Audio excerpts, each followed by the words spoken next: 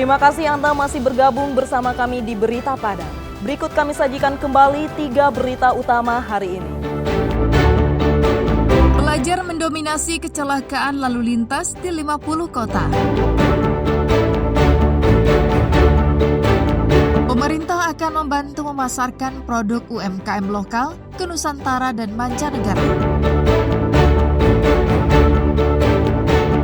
Untuk mencegah hewan kurban terjangkit penyakit mulut dan kuku, peternak di Pasaman minta petugas kesehatan hewan menyuntik vaksin ternak mereka.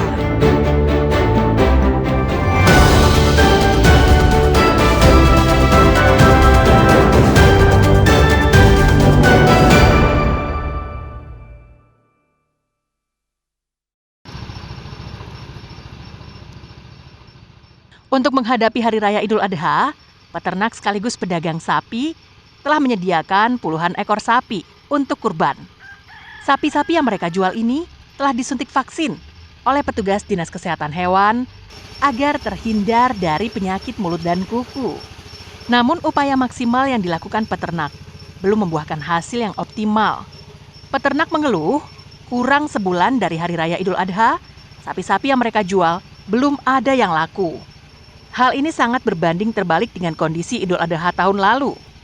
Jika tahun lalu, belasan ekor sapinya telah terjual sebulan sebelum Idul Adha. Tahun ini, baru setengahnya yang dipesan.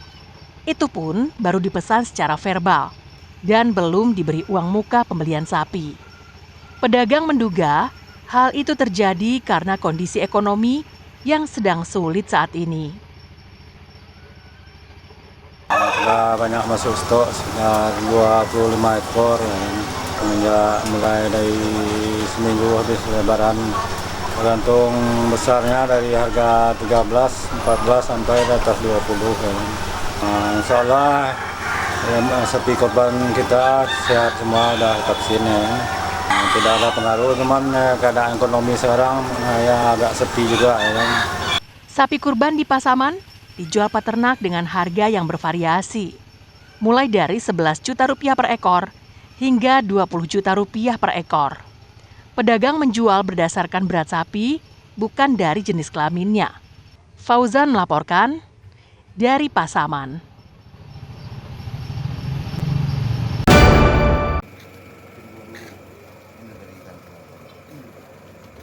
Hendak mengantarkan sabu-sabu kepada pemesannya, seorang pengedar bernama Tommy Chandra diringkus anggota Opsnal Satres Narkoba Polres Pasaman di Jalan Raya Rau, Kecamatan Rau, Pasaman.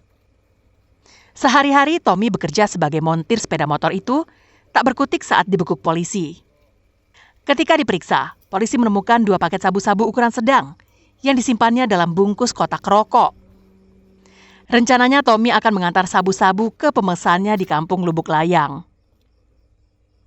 Tommy mulai diincar polisi saat beberapa pemakai sabu-sabu yang tertangkap mengaku memperoleh barang haram dari dirinya. Penangkapan dilakukan setelah polisi mengumpulkan sejumlah informasi dari berbagai pihak. Dari Rau menuju Lubuk Layang, Kecamatan Rau, Nagari Tarung-Tarung. Tersangka membawa atau melewati jalan tersebut. Setelah ditangkap dan diberhentikan, kemudian digeledah dan diperiksa, ternyata di dalam jaketnya jenis sabu tadi ini yang dibungkus dengan dibungkus dengan tisu seberat 2 paket.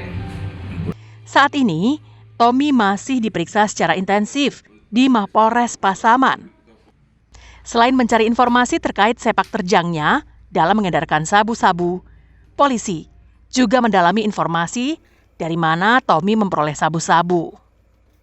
Atas perbuatannya, polisi menjerat Tommy dengan Undang-Undang Nomor 35 Tahun 2009 tentang narkotika dengan ancaman hukuman 20 tahun penjara. Fauzan melaporkan dari Pasaman.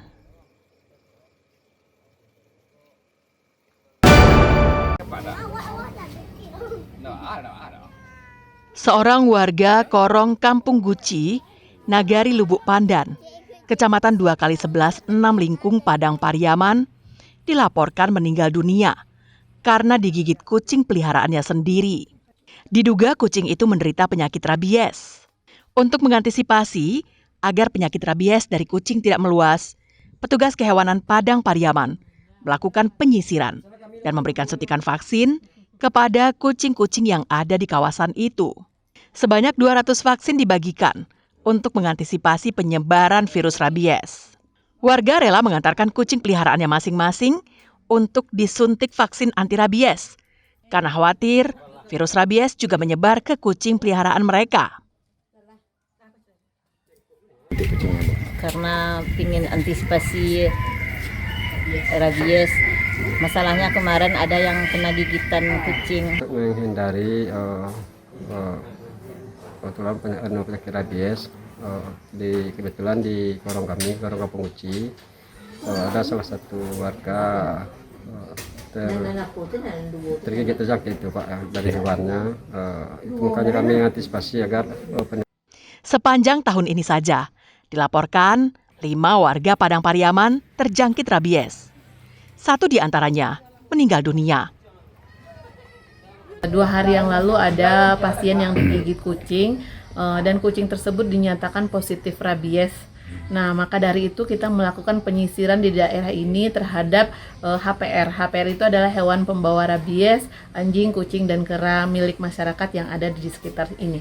Sudah ada korban jiwa yang meninggal dunia akibat kasus rabies, yaitu 3 bulan yang lalu yang terjadi pada anak perempuan umur 6 tahun.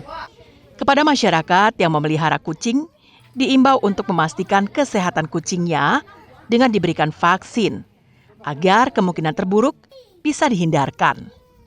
Eki Rafki melaporkan dari Padang Pariaman.